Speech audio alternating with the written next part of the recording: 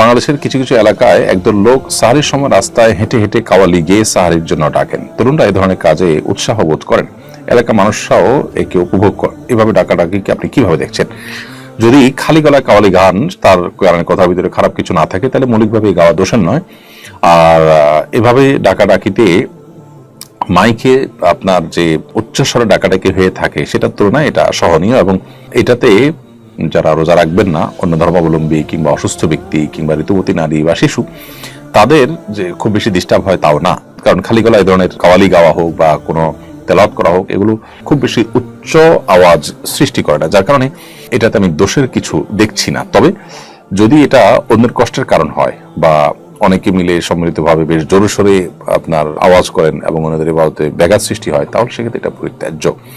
দেখতে হবে যে এটার মাত্রাটা কি এবং কি পদ্ধতিতে করা হচ্ছে। মৌলিকভাবে যদি মাত্রাকে মাথায় রেখে এবং মিউজিক ছাড়া এটা করা হয়, তাহলে সেক্ষেত্রে নাজায়েজ হওয়ার কোনো কারণ নেই।